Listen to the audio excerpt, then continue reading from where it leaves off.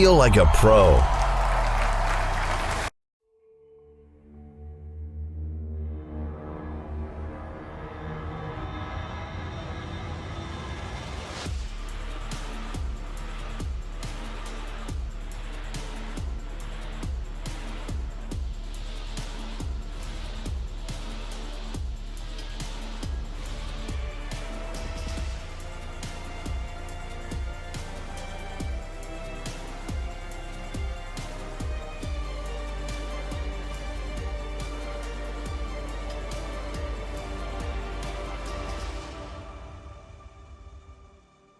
Hello there, ladies and gentlemen, and welcome back to the Intel Extreme Masters Gyeonggi as we are about to get into the final series of the day.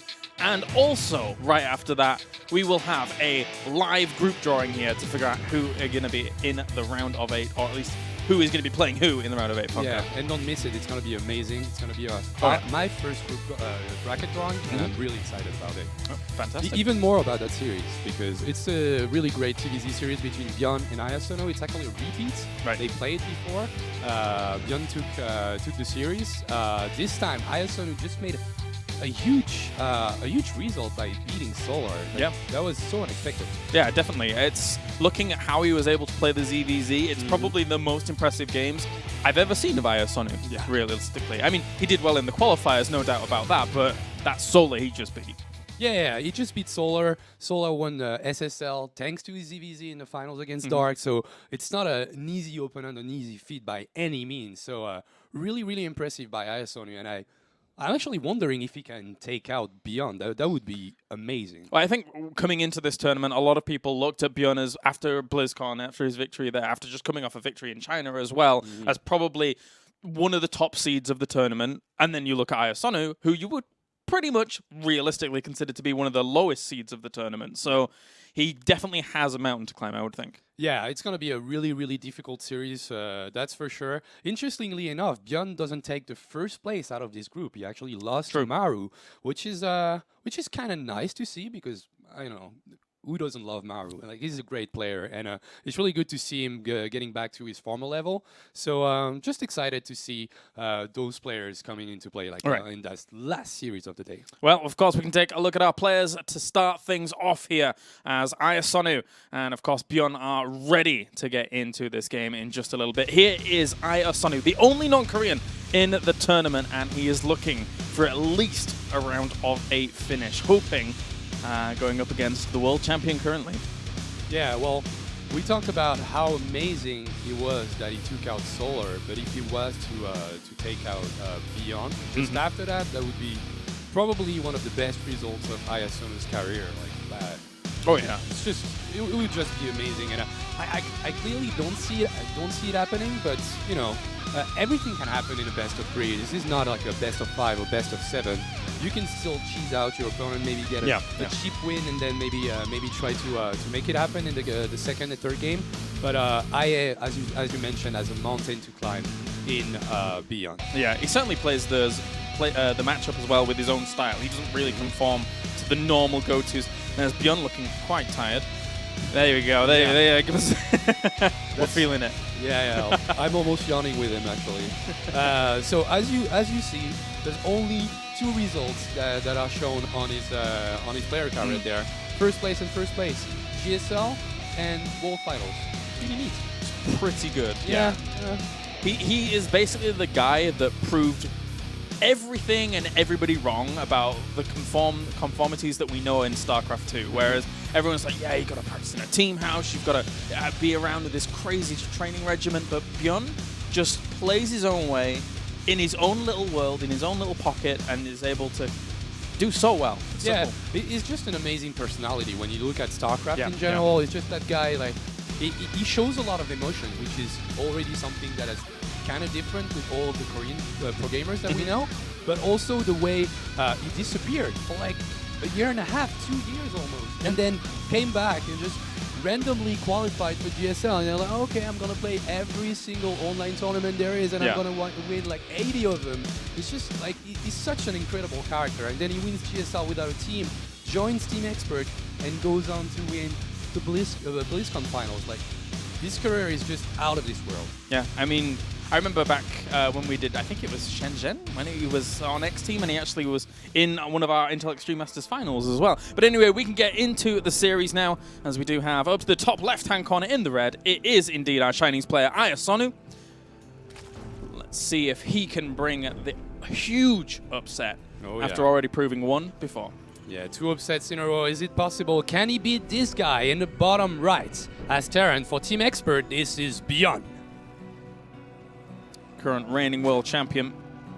And let's see if he can claim the Intel Extreme Masters here in his home country. Now, going into this matchup, of course, how does ByuN really want to approach things on Echo here, Funker? Yeah, that's actually a pretty interesting question. I feel like Echo would be a great map to do triple Reaper aggression, but he's not going for it. Like, considering the timing of this gas, he's just gonna go probably for a Reaper expand, like standard opening, which is interesting because on the opposite side, iAsonu just started with the pull first, so he knows that the threat is possible. So he just goes for, you know, the safer option, safer route. Yeah, doesn't want to take any unnecessary risks for sure against ByuN here. And likewise, I mean, what we saw from iAsonu in the qualifiers, when he did qualify against Terrans, he was going for more roach-heavy base plays, and that kept him safe in the early game against some earlier Reaper plays, and then transitioning into the mid-game, he hit really hard with that kind of style. I wonder if he does that here against ByuN, or if ByuN's able to kind of figure that out and just destroy it. Yeah, well, in general, I would say whatever iAsonu is going to throw at ByuN is going to probably demolish it, but let's just wait. Let's just wait. Maybe iAsonu can just, you know, mix it up after... once again, they played before. They played in that very tournament, so maybe he's going to try to switch it up, maybe go for some different strategy, maybe all-ins or stuff like that. We'll see. We'll see what he decides to do. And I find it interesting that ByuN is just going to go for the most standard opening. It's been 6-7 months that every single Terran will go for this. This is a 2-1-1 double drop with the stim packs, which is so standard, but that's also a great strategy when you feel like you're better than your opponent. So standard, but so lethal is the best way to describe it realistically. I mean, we've seen guys like Innovation pulling off. Again, ByuN as well, just an absolute staple of their play. And if a Zerg is cutting corners, if they're getting their Baneling Nest a little bit later, if they don't have the necessary amount of defenses, they will die. They will. Oh yeah, they will. And even if they place the Baneling Nest or even the Roach Warren, remember at BlizzCon, he played against Violet, and Violet died at like the 6-minute mark. Like 1 minute after the double Medivac drop hit, it was already over, because that's what he does. He's got the best army control in the business. Like, nobody can play and use his units like he's doing. And that's something incredible, because that 2-1-1 build is so standard, so pivotal in the TVZ matchup. Everybody has to know how to play it. Oh yeah. But the way ByuN does it, he's still the guy that will kill you with it, because you used to kill people 6 months ago with that build, but now you just, you know, you cripple them, right? ByuN still kills every single Zerg with that opening. So it's just incredible how good he is with that build. And drones at the moment here for iAsonu. He's only got the 1 gas currently, mining away. Just trying to get this third up and running. Reaper just harassing this Queen as much as possible. Those drugs will kick in for that Reaper and get it healed up nicely. Okay, is he gonna go for the Roach route or the Baneling route? Like, he has to build at least one of them. Yeah. We've seen defense earlier in TVZ with just Queens and Zerglings, and I don't think that's something possible on Echo, because the map is too small. So you need to have that, you know, higher tech units like the Roaches, and he's gonna go the Roach route, actually. iAsonu, that is. It feels like it's more comfortable for iAsonu, you know, judging what we've seen from him in the past. But again, whether or not it can topple ByuN is another question. Just droning as much as possible at the moment, getting these 3 bases saturated. Whilst ByuN, that's a lot of Marines, and we're going to have those 2 medevacs coming out with it very soon. Yeah, 4:30 is the moment that you're supposed to leave your base. And actually, that Reaper is going to get a kill. Confirm that the defense will be with a Rotron, so that's already such a vital Reaper. He gets a lot of information out of it, and he gets a single drone here. 8 Roaches in the production tab while the Medivac are actually crossing the map. So he should have the units, but the question is, will he have, you know, the army control and the positioning to defend it? That's right. I mean, these 2 medevacs are coming out at a time where all of these Roaches are going to be disjointed from one another. They're all coming out from hatcheries in different locations, and the drones have to evacuate from this 3rd base whilst the Roaches are getting together here to try and form some defense. See, how does he do that? Like, it feels like he hits a little bit earlier than anybody else. 4 drones are going down, 1 queen on the third base. Now he goes to the main, boosts in, kills the queen in the main. There is no anti-air. Yeah. There's nothing that can kill those medivacs. This is already a slaughter, Calaris. I mean, for the longest time, he's been out of range of these Roaches because he's been dancing out of range of those Roaches. After killing off 1 or 2 down towards the third base, he came up here and was able to kill off a Roach with a queen or 2 as well. Can he get the... Oh, nice snipe. Yeah, amazing pickup here by iAsonu, because I was about to say he's gonna die like Violet. He's gonna die at the 6-minute mark, but because he took out that medivac, actually the pressure is gonna go down a tiny bit.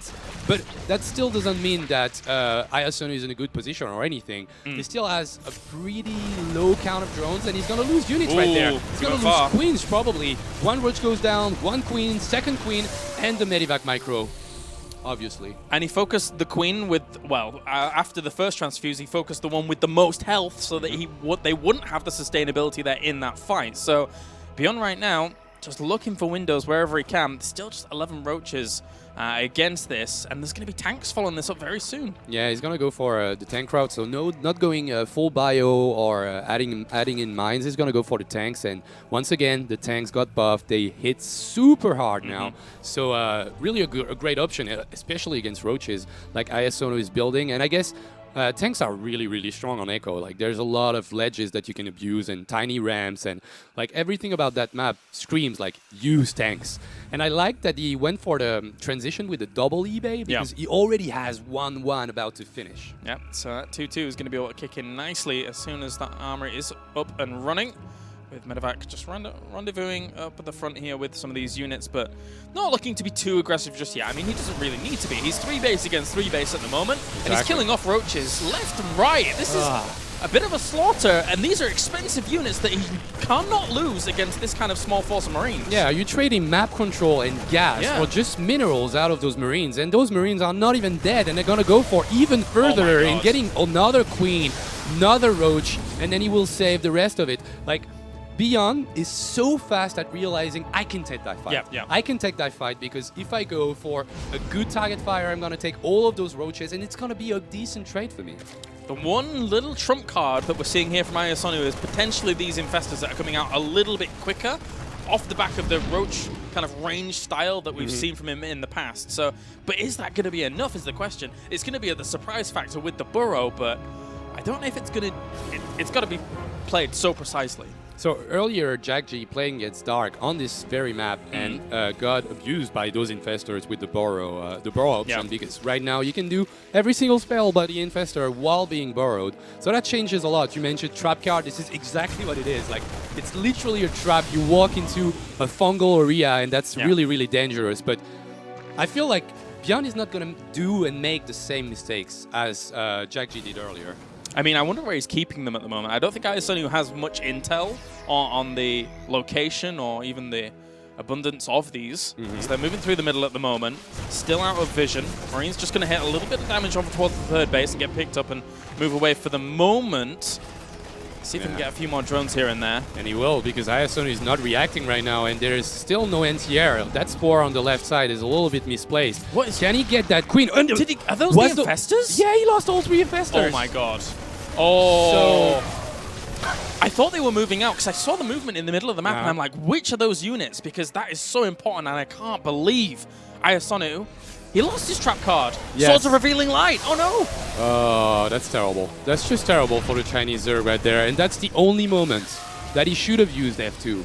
Like, he used separate control groups, and he forgot about the second one. And right now, he's in a terrible position because he's down in supply with a supply inefficient army as Roaches. He doesn't have anything to counter the tanks. He only has 2 Ravagers, and he's going to be down 2 upgrades, Calaris. Yeah, 22 Roaches against 43 Marines with the 6 tanks behind them as well here. iAsonu has to dance like he's never danced before. He has to keep this army running around in circles. He actually finds some tanks, which isn't too bad for him at all, but he's going to actually get gunned down. Oh, this is terrible. ByuN was a merciful god giving those 2 tanks away, but he lost. Like, he took out some Ravagers and some Roaches to the top right, and this is GG.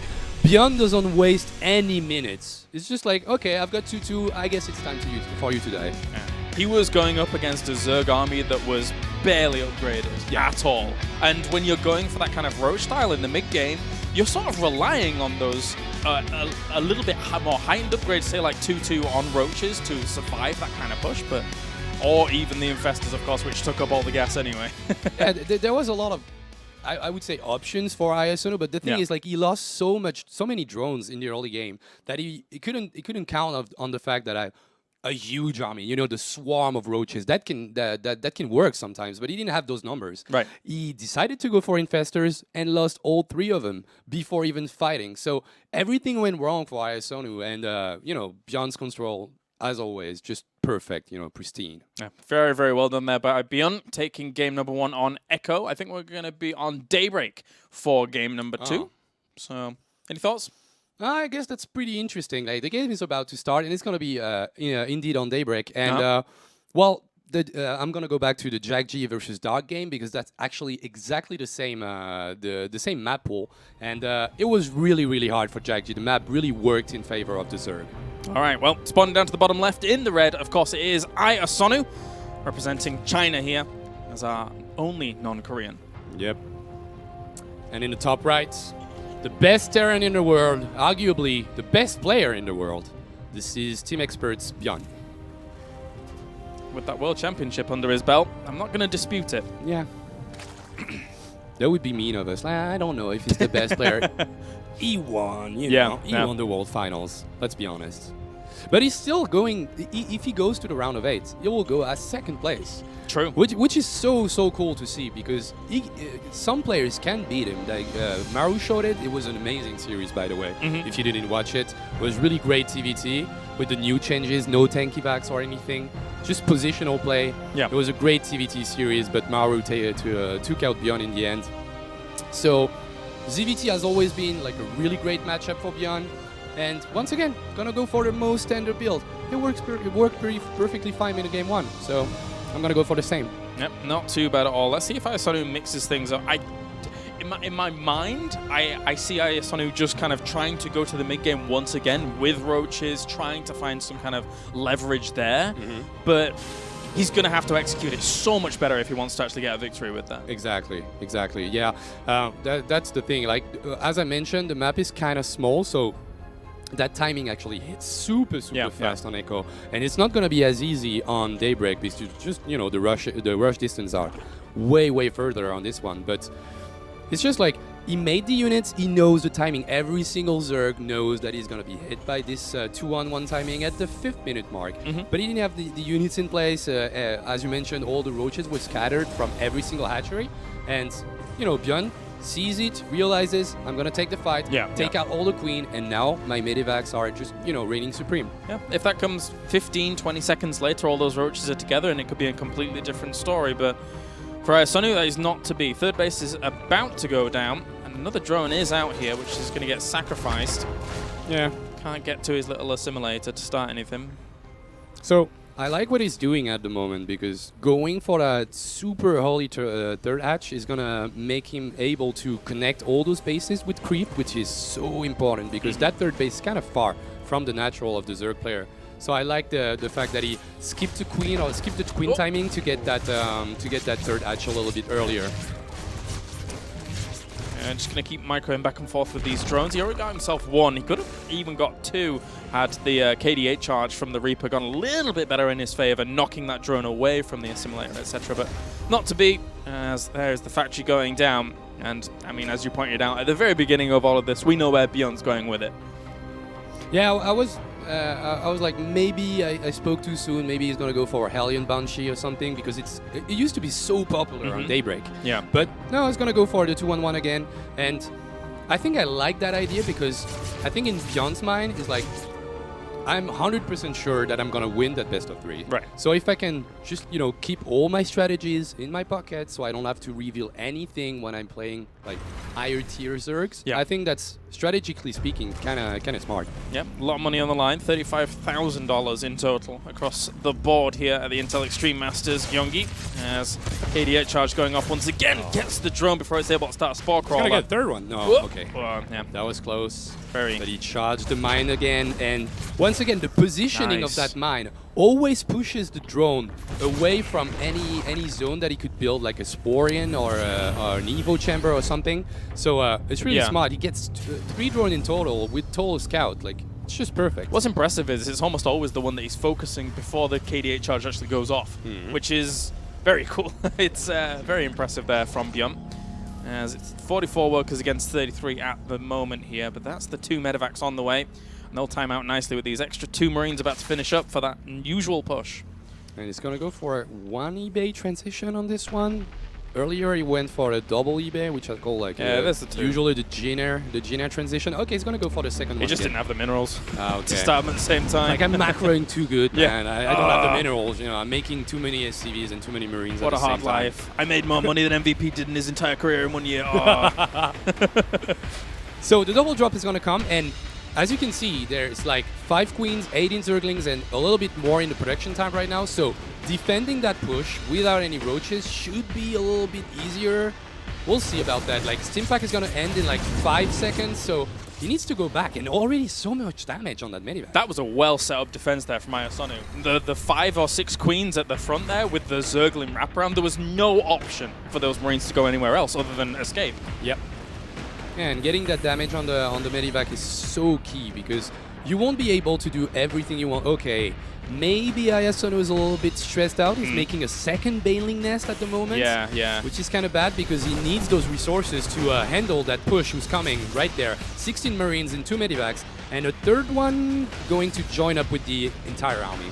41 Zerglings at the moment. Double Baneling nest about to finish up, as you mentioned. And as you say, it is a costly investment. So this creep being spread out a little bit further helps out iAsonu here whilst he's trying to get this wraparound. But now it's a lot of Marines at the moment. They are going to get chewed down, though. And even great focus fire still from the Queens. Take down one of the medevacs. Yeah, and instantly when he knows that he's going to be able to push back that aggression, he builds 12 drones. So iAsonu in a pretty good spot right now. He's going to have like 62 drones right there. I mean, what do you think of it overall? I love the fact that he's going towards a completely different playstyle. Melee upgrades, focusing on Lings, going a bit more conventional, because the last game plan just didn't work at all. Yeah, obviously, and he's just using the fact that the map layout is so different from Echo. Yeah, yeah. So it's just working to his advantage right there. You want to be careful with those queens going off creep right there, because if ByuN has the units in place, he will go instantly. He will focus those queens and he will get them. And the +1 carapace, early upgrade with just 1 Evo from iAsonu actually paying off. Those Zerglings can, tank so much more damage because of that. Definitely, definitely. So not too bad here from iAsonu. I think he should have great faith in his abilities in this game currently, like even to stand up to these very top tier Koreans, because we just saw in that previous series in ZvZ he went absolutely toe to toe with one of the very best in the business. Yeah. So who knows where he can go in this game now in a very, very conventional game. Yeah, and it's pretty. I guess he already has like a pretty decent advantage, I would say. Like almost saturated across 3 bases. The 3rd base from ByuN is actually super late, and the armory, which is a pretty massive detail, because usually we talk about the army control of ByuN, but it also has like a terrific macro. Yeah. And in this case, he just forgot about the armory, so his 2-2 timing is actually so much slower than he should have been. We weren't watching the majority of that fight because we were watching the Liberator, but at the very glimpse at the start of that fight, ByuN's focus fire on those Banelings was very good, and then towards the later stages, very good as well. So, taking good trades.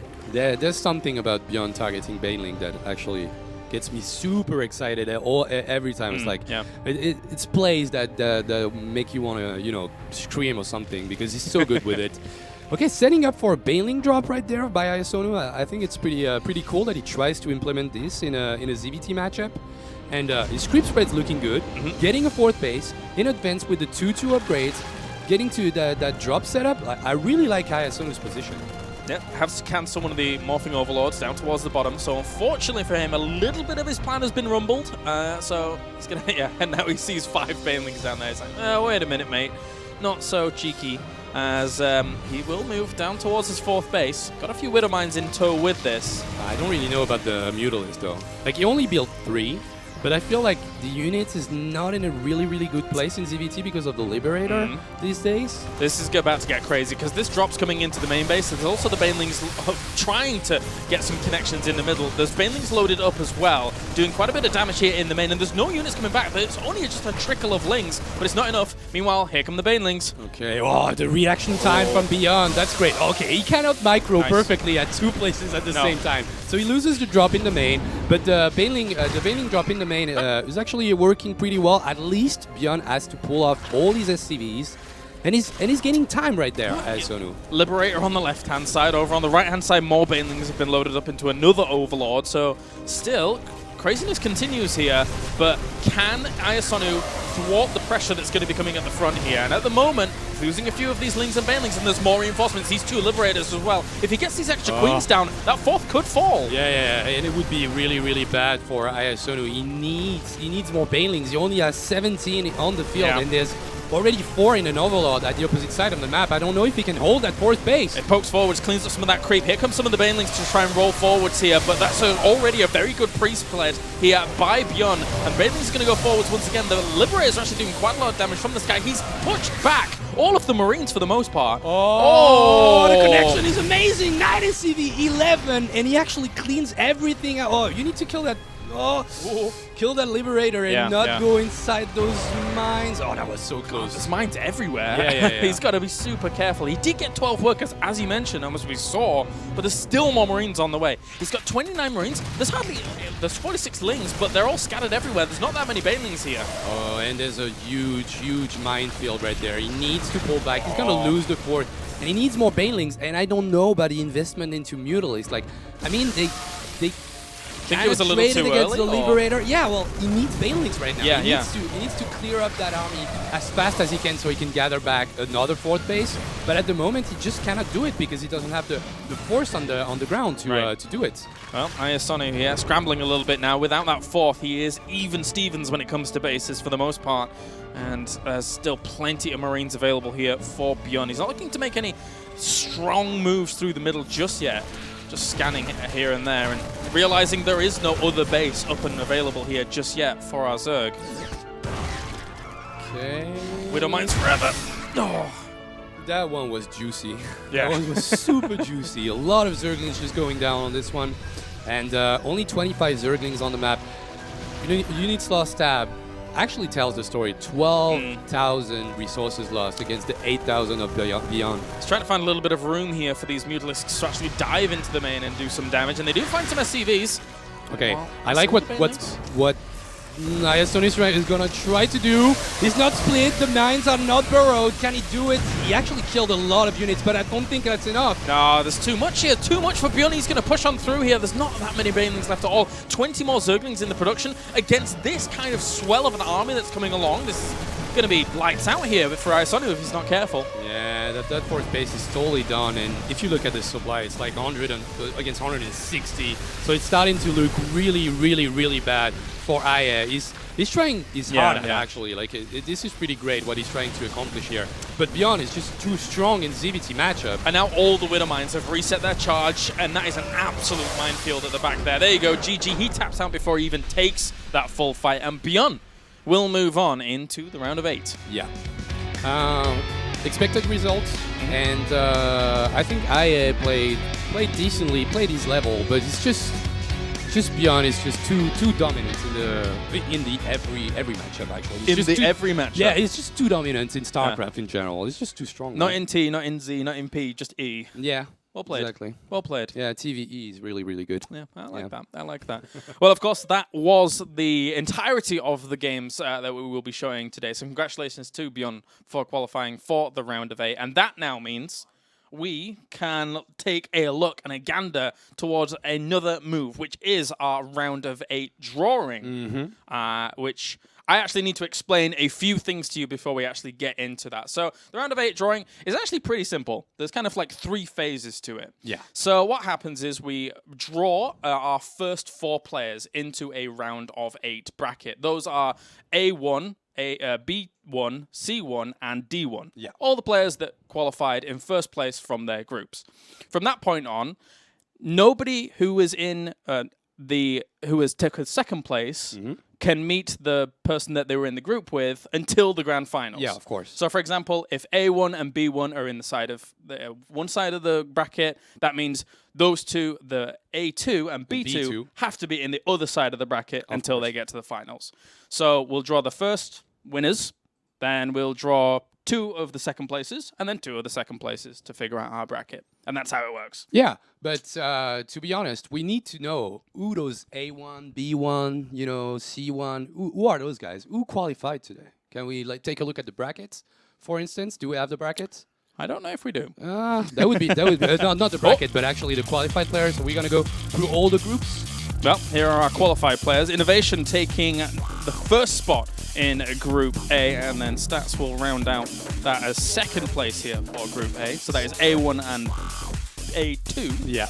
Super satisfied about that group. Like Innovation and Stats going through. Really super happy about that. Sue taking first place and actually showing that he's back in business. Once again, a guy that didn't do super well in 2016, just coming back in first place of Group B, and then Leenock and Trust. That was such an unexpected match. A huge upset there with Trust actually taking that B2 slot, so he has the potential to be drawn later on. Moving on to Group C now, we do have Dark, of course, Dark, taking C1 seed. And then moving on down, ByuN will be taking that C2. Another guy just coming back with a really strong showing, beating Classic, who I expected to be the dark horse to go to the round of 4. Yeah, so I guess I'm already wrong. And so ByuN and Dark, so 2 Zerg players just coming out of Group C, C1 and C2. Yep. And then moving on to our final group here in Group D. We've just concluded this with, of course, Maru making that fantastic performance against ByuN earlier on. And he will take D1 seed. And then finally, ByuN coming all the way back against iAsonu in 2 series as a whole. And he will be taking D2. Exactly. Yeah. And now you know everything about all those guys that qualified. And now we will try to figure out where they are in the bracket. Oh, this is my favorite bit, because I know then you have to reach in the box and pick the balls and then unfurl those balls to show us the names. Yeah, I just love it. You know, yeah, it's just the first time, so I'm really excited about it. Can we go? Is that now? I think we're good to go. Let's go. I think we are good to begin. So without further ado, I've got all the group winners here. Yes, you have A1, B1, C1, and D1 in this. So, let's see. The first person will go to the very top of the bracket. And that is... Drum roll, please. Looks like that is Dark. Awesome. Okay, so C1 goes to the very top. I'm going to make a note of this myself. There we go. We'll have the bracket coming as soon as possible anyways. Okay. Timeout. Okay. We need to take a moment before we continue on. We can chill. That's fine. So Dark. That's an interesting bracket so far. Just Dark. And he's taking the first slot, so he's going to be on the top side of As the you can brackets. see here. There is C1 Dark making his way into the quarterfinals. Excited for that one. Yeah. So are we good to continue on? Okay, we are good. Here is our next player going into the same side of the bracket as Dark, but in the second match. Uh-oh. It's Innovation A1. All right. So we could have an old school SKT semifinals. We could. Dark and Innovation. That's that would be swell. Scary position for Innovation to go in, but he's looking so good right now. So good. And there is Innovation confirmed as A1. So that means C2 and A2 would be in the other side of the bracket later on. Obviously. But for now, we need to draw our D and B. Let's see where they're going to go. both of the last ones are on that side of the bracket, but we just need to, for the purposes of showing you all the balls. Showing you all the balls. There you go. It's Maru. Why did I get signed up to do this? Because you're the best at that job, job, man. of course. You're really good.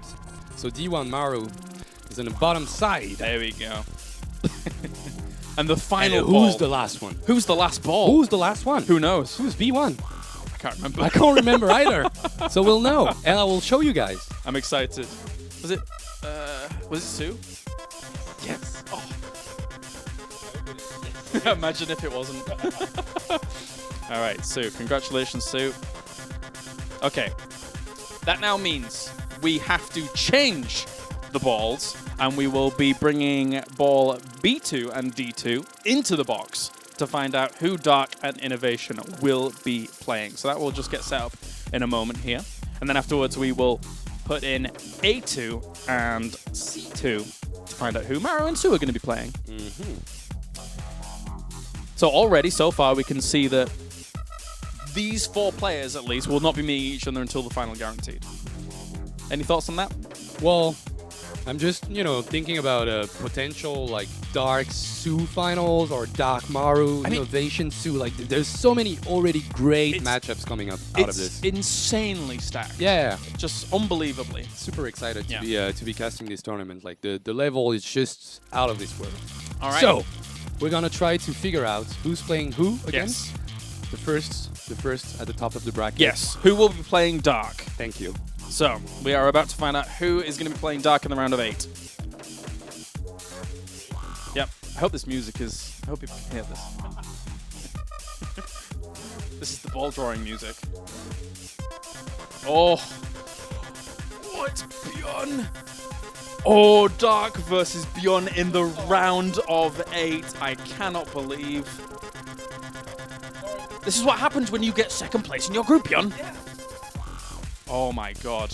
What a round of 8 game to start things off. You're the only one to blame, man. ByuN. I know. Taking second place. Silly ByuN. And so the last ball remaining here. I can't work it out in my head who it should technically be, but we're about to find out, so it's all good. It is Trust. It was an upside down Trust for a moment, but it's Trust.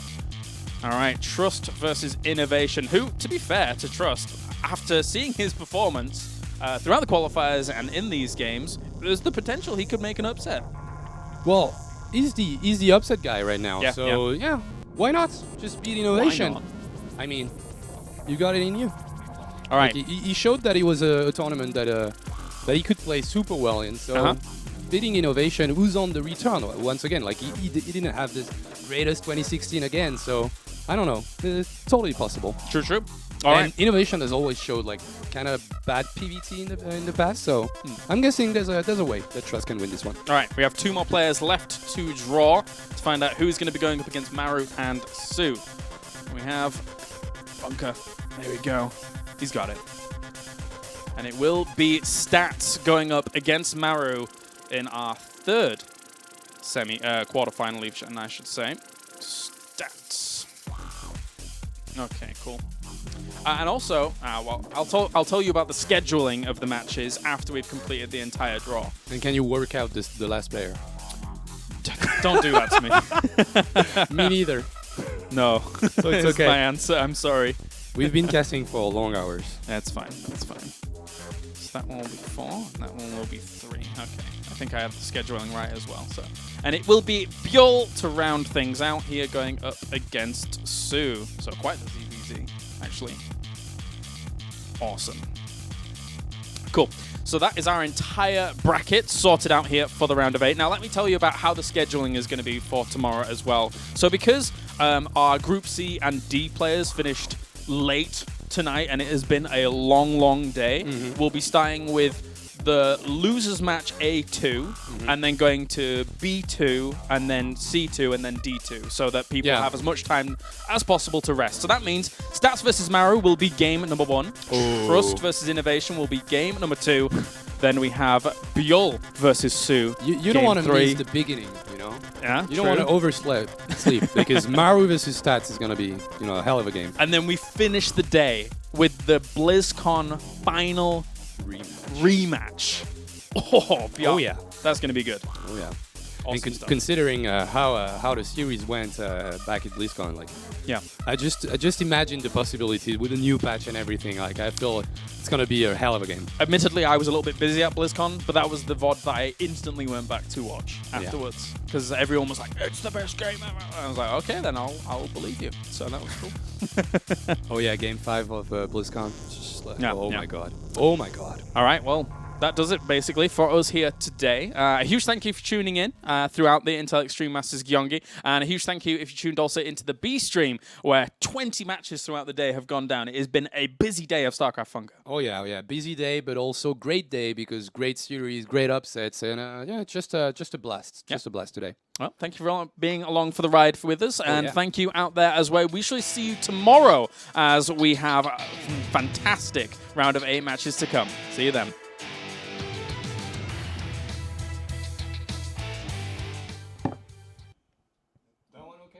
Yeah, I guess so.